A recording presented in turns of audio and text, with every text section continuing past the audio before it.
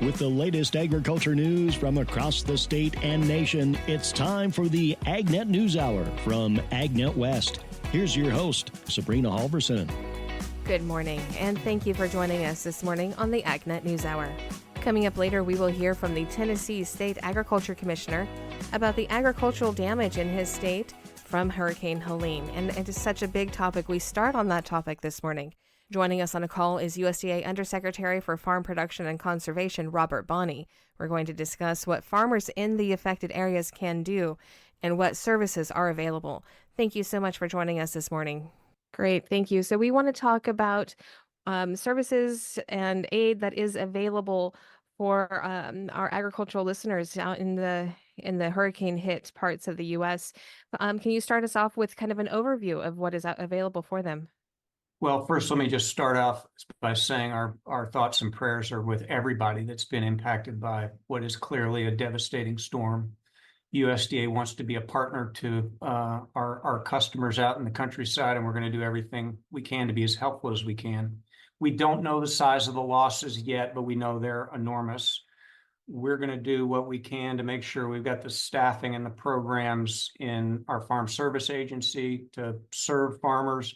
We're announcing today some ways to streamline and provide some emergency provisions on our risk management agency. Our crop insurance and our conservation programs are an opportunity to do some debris removal and other things. So we've got lots of opportunities to serve folks in agriculture. We're going to do everything we can to be helpful. And are you able to go into detail on some of those things that are being announced today? Yeah, so on the crop insurance side, we're making some of the loss procedures a little bit easier. So we're providing more flexibility that can make it easier for folks to begin the process of getting indemnity payments. We already have a lot of producers that we know that have hurricane and tropical storm coverage. Generally takes 2 or 3 weeks to get the data on that. Once that data is available, we'll push to start to trigger some of those payments. We're doing a lot of work on the Farm Service Agency side. We're reducing the requirements for loss documentation by farmers to make it easier for them. We know that is a difficult time. They may not have paperwork, so we're going to try and be as flexible as we can on them reporting their losses for all our programs. There's some programs that require inspections. We're gonna waive some of the requirements there as well. And so for programs like the Emergency Conservation Program that can help folks with debris removal, we're lowering the barriers. Same thing on the Emergency Forestry Restoration Program. Tree Assistant Program, we got a lot of pecan orchards and orange groves down. Again, we're going to be as helpful as we can. We know that we'll have a big demand on folks who don't have crop insurance through our NAP program, which can help those producers. And again, we're trying to make these programs as easy as we can. The other thing I would say is we know there's going to be significant demand in our offices. So we're going to surge staff. We're already starting to move staff around in some of our states, and we're going to surge staffs to places like Florida to make sure we can account for the demand that we know will come. I wanted to ask about your staff because honestly, a lot of your staff was affected in these areas as well. So you have additional staff coming in to not only help them with their jobs, but help them get back on their feet as well? Yeah, there's no question. The really good news that all our staff is accounted for, and we're very happy about that. We know many of them have been impacted by the storm as well. John Litz, our SED, our state executive director in Tennessee, has suffered his own losses on his own farm as part of that. And we know we've got a lot of staff like him who have suffered significant losses. So we're going to try and be as helpful as we can to our staff. And that's another reason that we're going to need to surge staff. So in a place like Georgia, there's some parts of the state that weren't affected. We can move staff around. But even with that, we know that we're going to have to bring staff from other parts of the country, both because some staff are going to have to deal with personal issues and their own recovery, but also because we know we're going to have increased demand. So we're already planning for that, and that's going to be important aspect of what we do. And this isn't something that we can plan over weeks. We have to plan this over months ahead to make sure that we can provide some proper response here. We're speaking with USDA Undersecretary for Farm Production and Conservation, Robert Bonney. We will continue with Mr. Bonney right after this. Welcome back to the AgNet News Hour. Here's Sabrina Halverson.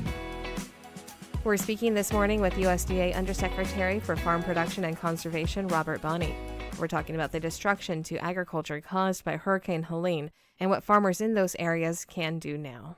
And I was on the FEMA call earlier this week as well, and there was talk also of streamlining things, and you mentioned some of those efforts to help things move along more quickly in this process for those affected producers. Can you go over again some of the processes that are being streamlined in this case? Yeah, I'll give you an example. So one of the areas is how farmers are required to document losses. That becomes very difficult because it's hard for us to get staff out to a lot of farms. So we make the procedures easier here, some self-certification, other types of things that allow us to document the losses more easily. Another thing is there are some programs in the Emergency Conservation Program where we may be replacing fencing or doing some other aspects that don't have a lot of ground disturbing or other activities. We can reduce the requirements for analyses or other analyses before we move forward with those. So we're reducing some of the some of the requirements there. And then there are programs like ELAP where we can work with livestock producers to provide either forage or water, or our LIP program where we can help compensate for the losses of livestock. Those things, again, we can make easier procedures around documentation and make sure we got the flexibility there to cover the needs of our producers. So for producers on the ground there, what is the best thing that they can be doing right now to really help in this situation to get things moving on their end? Well, one thing is they can document their losses as best they can. Pictures, other, get receipts, whatever they can do. So that's an important thing to be able to do the best job they can. Again, we're going to try and be as flexible as we can. Second, they can reach out to our offices. So the vast majority of our offices are open. We also have, if you go to farmers.gov, you'll see on our website, we've got a hurricane relief information up there that they can look at and see what the opportunities there are for them. We also have the FSA call center. So if they just Google FSA call center, they can call FSA if they got questions, they want to be connected to offices or otherwise. We're going to work through our own offices. We're going to try and work with stakeholders, farm groups, and others as well to make sure we get the information out as best we can. Then I want to ask you, if you could speak directly to the farmers there that have been hit by the hurricane, what's the message that you really want them to hear from you?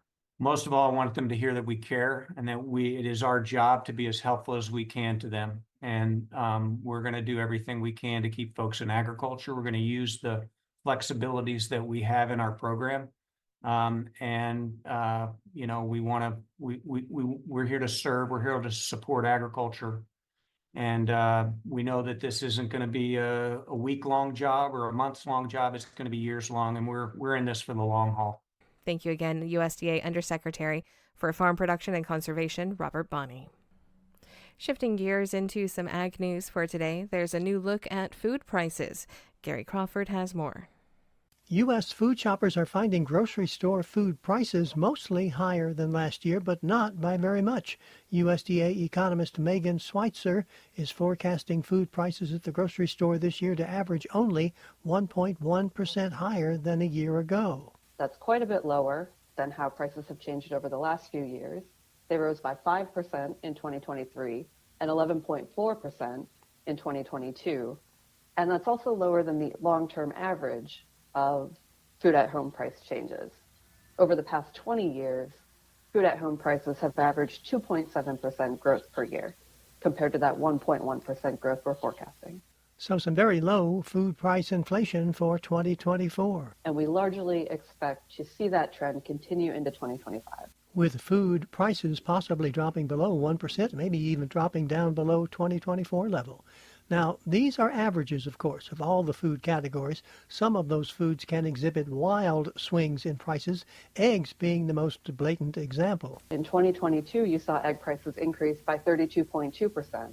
And then in 2023, egg prices only increased by 1.4%. So you do have that kind of wide variation from year to year, especially when it's affected by something like avian influenza. A bird disease responsible for the loss of millions of egg-laying hens. Megan expects egg prices this year to go up another 5% and another 5% increase in 2025.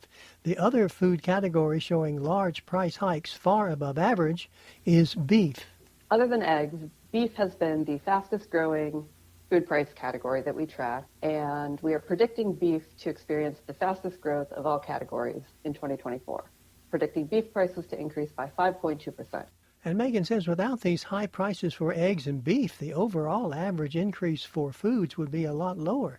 And earlier you heard her predicting already that this year's foods we buy at the grocery store will still only go up in price by an average of just 1.1%. However, food away from home or restaurant prices are predicted to increase by 4.1% in 2024. Megan Schweitzer says that's not because restaurants are paying a lot more for the foods that they're serving us, but they are paying a lot more for the people who provide services at the restaurant, the folks who prepare the food or who clean up after we leave. She says restaurants are more than food providers, more than sellers of foods. They are part of the service economy, and on that score, across the economy, we're seeing that prices for services are up by about 5% over the past year, where prices for goods have dropped over the past year by about 2%. That's one reason why the cost of eating out is rising so much faster than food prices at the supermarket. Gary Crawford reporting for the U.S. Department of Agriculture. The future is cooperative. That's the theme for this year's National Cooperative Month observance.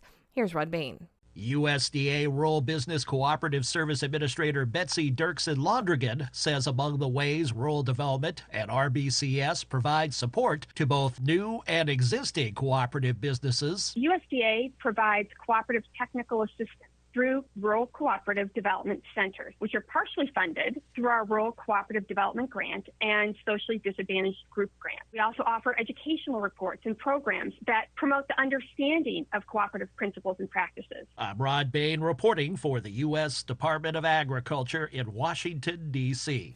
This is the AgNet News Hour. I'm Sabrina Halverson. When we come back, we meet the new president of the National Corn Growers Association.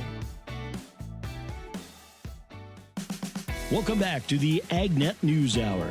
Here's Sabrina Halverson. We go now to Susan Littlefield, who is talking with the new president of the National Corn Growers Association, Kenneth Hartman Jr.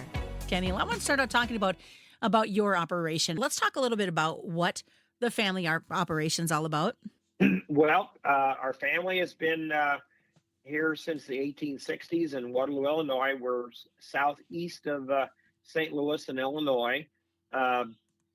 Basically, my great-great-great-grandfather came here from Germany and basically was a stonemason and was also started farming and ended up buying some ground. And basically now I'm a fifth-generation farmer.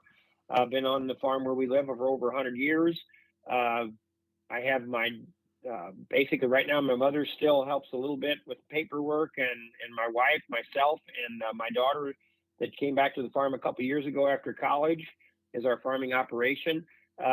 We actually used to milk cows 20 some years ago, was very involved in the Holstein industry and showing cattle and breeding cattle.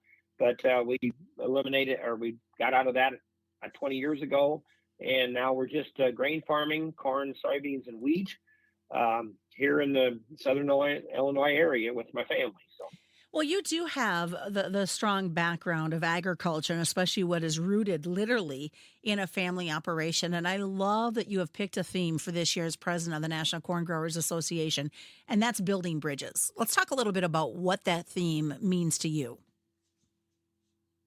Well, part of where that came from is we actually have a bridge that's on the farm that was here actually before my grandfather bought this farm. That my great-great-grandfather, when he came from Germany in the 1860s, he was a stonemason. 1870 was an old road that went through here called the Kaskaskia Trail Road, and he built that bridge in 1870. So ironically, I found out a few years ago that it was actually my great-great-grandfather that actually built that bridge. But I mean, you look back, it's a stone bridge, and that was very, I'm sure, a very complex and hard job to build that bridge. Well, right now, I mean, we want to build bridges. We want to work with our other commodity organizations. We need to, work with other people that have interests similar to what we have. And it's challenging sometimes because you're not all 100% on the same page, but you've got to work to build them bridges to get people to work together on common interests. And when them common interests come forth, that's something, maybe we can get something done in DC that can help all of us. Well, very well put. And there's a lot of concerns out in DC. I mean, it's also the 1st of October, as you and I are talking, and there's no farm bill. The extension expired at midnight. There's a lot of work to do to get this moving forward to help protect those farmers. Yeah, definitely. I know we were out there a few weeks ago. I think it's the first time in years that we actually had the commodity organizations all there together with the American Farm Bureau. We went and made some visits. We had corn and soybeans, but we also had rice, peanuts, cotton, sorghum, Farm Bureau, and even Farm Credit, and some of the financial institutes were with us there, explaining how important this Farm Bill is. I mean, when you start looking at where the economy is right now with agriculture, we've got some of the lower prices we've had in many years. We've got inflation factors, I say, that basically when you start looking at fuel, you look at fertilizer, you look at labor costs, you look at equipment costs, interest is as high compared to what it was a few years ago. We need a farm bill that's current. And right now our farm bill, I mean, basically last year they kicked the can down the road with extension. We definitely don't need that done. We need a farm bill. And, some of the National Corn Growers priorities is we start looking at risk management, crop insurance. We need people to take higher levels of crop insurance with the risk that's out there today. So we need support for that. We need markets. We need MAP and FMD funding. Basically, we have to.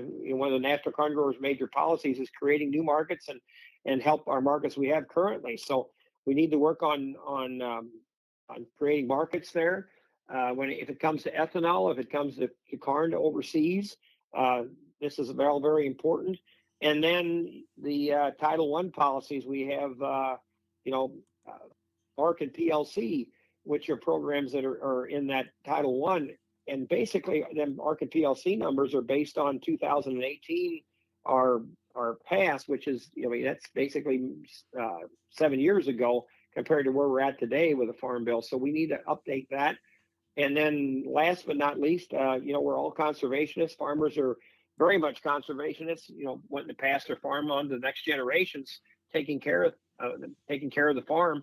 So we need voluntary conservation measures that can help farmers do that and do a good job when it comes to conservation. So these are our priorities, and we're hoping that we can get this done here in lame duck, because let's face it, we don't need to kick a can down the road for another year. When you start looking at, you're going to have new people in the House, the Senate. You're going to have a new president here in the next term. So there'd be a lot of starting all over, and we don't need that. We have issues now. We need to just get it done and not kick it down the road any further. This is the AgNet News Hour. We will continue with Susan Littlefield and Kenneth Hartman Jr. right after this. This segment is brought to you by Live Earth Products. To get to know a little more about Live Earth Products, we're talking on the phone today with Vice President Russell Taylor. For the Conservationist of the Year, what goals would you like to see occur this year? So this is continuing work as the Certified Crop Advisor Conservationist of the Year.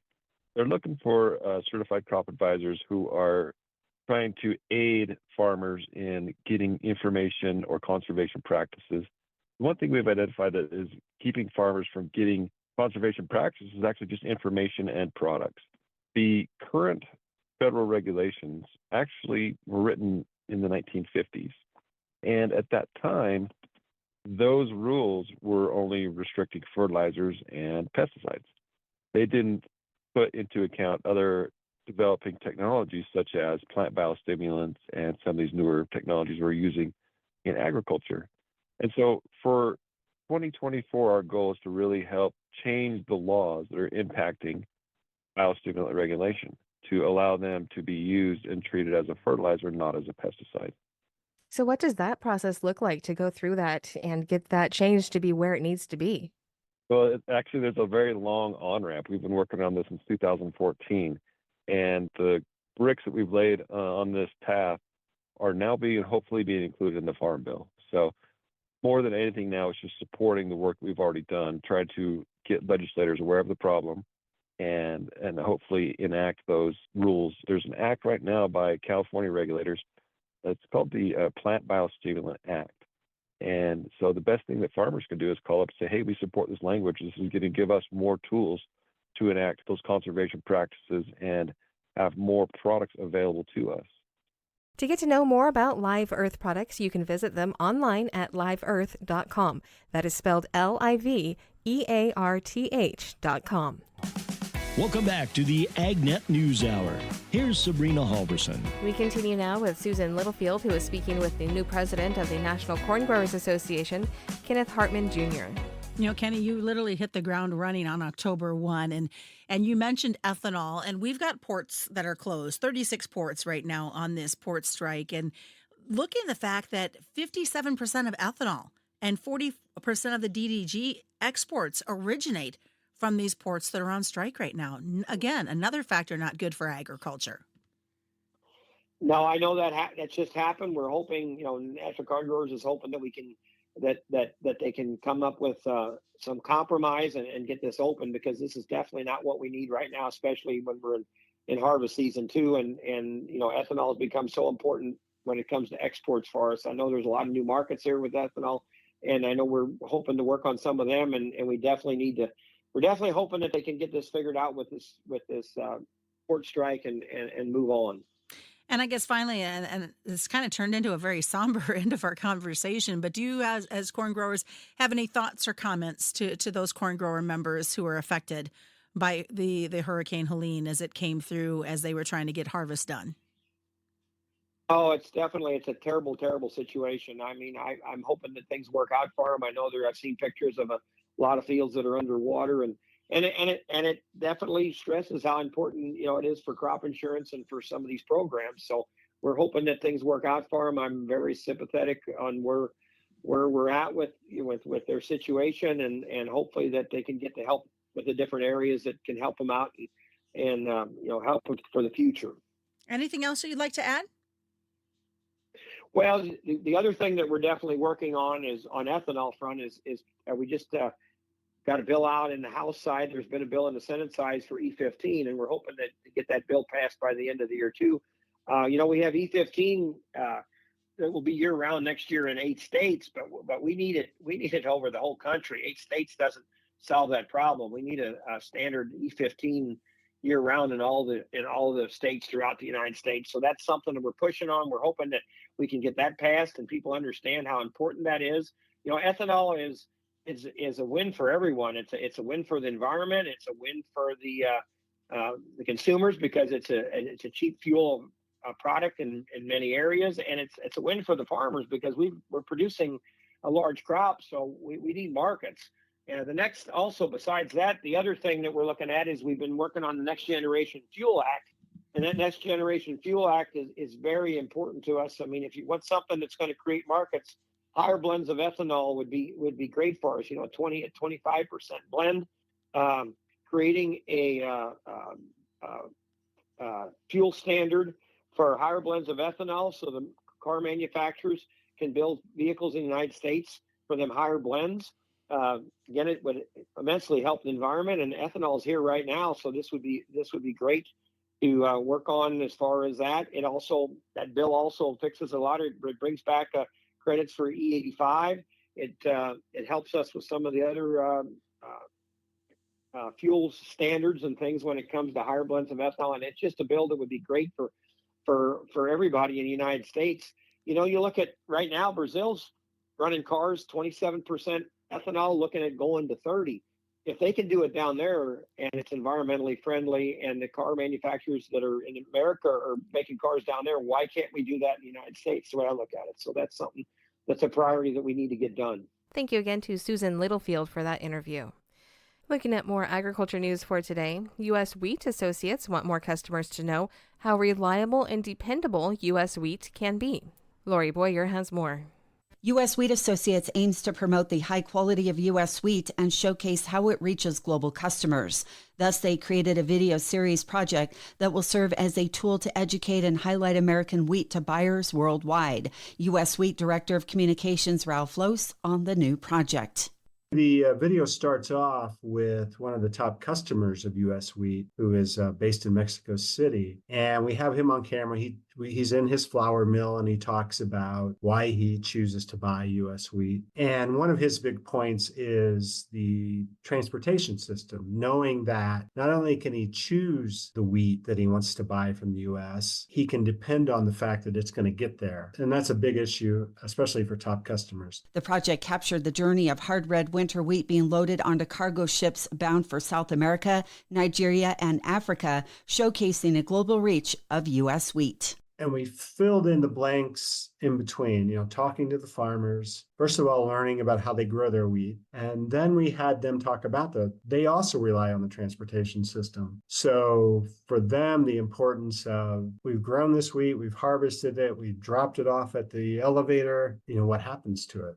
Ralph Lose with U.S. Wheat Associates. Registration is open for the 2025 American Farm Bureau Federation's convention. Here's Chad Smith with more. The 2025 American Farm Bureau Convention is right around the corner, and this year they're headed to San Antonio, Texas, January 24th through the 29th. Nikki Jones of Idea Ag says there is a lot to see and do next year in Texas. We have several workshops and general sessions, and with the opening of general registration, we are talking about Eric Bowles. He is our keynote speaker, and Eric Bowles is the CEO and founder of the Game Changers, Inc., a leadership training and development company, but he might better be known for his role as a wide receiver for the Green Bay Packers and New York Jets. So he's got a lot to say. We also have our lineup of workshops with all manner of topics. She says convention has something for everyone outside of workshops and general sessions. On our Cultivation Center stage, we have our TED-style talks where you're going to hear from different speakers on different ag-related topics, but we also have the YF&R discussion meet Final Four on that stage, as well as programming during the trade show. We're going to have all manner of agribusiness companies there, and they're going to have their experts there, as well as their top innovations, and they're ready to talk with folks. Chad Smith, Washington.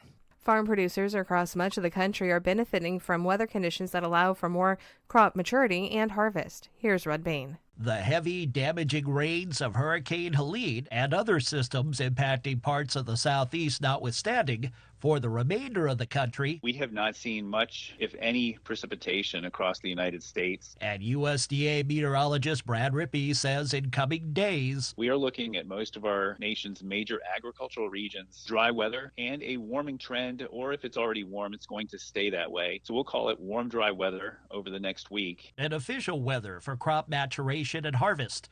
As for potential precipitation in parts of the country, we will see a few showers from time to time across the Great Lakes region, the eastern Corn Belt, and into the Northeast, but very light for the most part and fairly insignificant. I'm Rod Bain reporting in Washington, D.C. When we come back, we hear from the Agriculture Commissioner of Tennessee about the damage in his state. Welcome back to the AgNet News Hour. Here's Sabrina Halverson. We go now to Madison, Wisconsin, where Brian Winnikins is at World Dairy Expo. Joining us today is Charlie Hatcher. He is the Commissioner of Agriculture for the state of Tennessee. And I had a chance to talk with Charlie during World Dairy Expo. He was up visiting and learning more about the dairy industry to get some insights to take back to Tennessee. But before we talk about that, we're going to talk about the situation in his state with all of the damage from Hurricane Helene. And Commissioner Hatcher, thank you for joining us today. And while it wasn't as bad as almost all of North Carolina or half of North Carolina, still Tennessee had some pretty serious damage. Give us an update. Yeah, it's been tragic for us. We've got 8 counties that are declared a federal disaster by the government, federal government, and in those counties we have complete devastation in a lot of the areas, especially where the water, we had 7 to 10 inches of rain. North Carolina had 20 or more, and then all that water came through. So we washed away farms, bridges, roads, livestock, people, It's just it's almost apocalyptic when you look at some of it. So it's we're still reeling from it, still assessing the damage, and we don't know all the damage yet. And that's part of the problem. You haven't been able to even get into some of these areas because the roads are washed out. You even to try and get relief in, you almost have to have the Guard helicopters come in and airdrop relief. That's true. We have some counties that desperately need supplies, and we can't get them there yet. So that's kind of the situation we're in. You know, our state emergency management agency has been activated for a long time now, and we're working with all the departments. The state departments in Tennessee are working collectively through the local emergency management agencies up through our state emergency management agency to assess the damage, get the requests coming up for resources, and get them distributed out. But it is a logistic challenge and a tough thing to do. Talking with Charlie Hatcher, he's the Commissioner of Agriculture for the state of Tennessee. You mentioned with all of the livestock damage, Tennessee has a very small dairy industry, and you lost a part of that industry because of this storm. That's true. We have about 120 permitted grade A dairies as compared to Wisconsin with 5,500. It just blows my mind. But we have a situation where we're having difficulty getting feed in and milk out. And to couple that with loss of electricity, there's a lot of milk being dumped, and so we're dealing with that as well. Poultry industry is much bigger, obviously, than dairy in Tennessee. That, though, has taken a significant hit? It has as well. I know of at least 4 chicken houses that were completely destroyed. We don't have a complete list. We haven't done a full assessment yet. So, yeah, it's significant impact on the ag communities in those 8 counties. Talking with Charlie Hatcher, he's the Commissioner of Agriculture for the state of Tennessee. Is the recovery efforts, is this going to be, it sounds like this is going to take years to recover.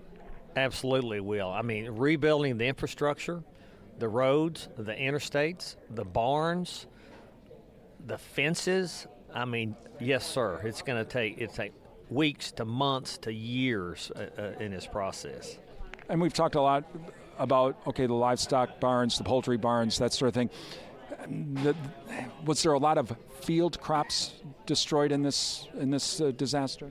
Yeah, I've got a friend that lost 500 or 600 acres of crop. I mean, just when it's ready to harvest. Can you imagine that? So that's, yeah. This is across the board. This is barns. This is crops. This is livelihood swept away. Talking with Charlie Hatcher, he's Commissioner of Agriculture for the state of Tennessee. Charlie, for the relief efforts, obviously the state's going to be helping out. They're getting assistance from the federal government. But those listening, farmers are neighbors with other farmers in other states.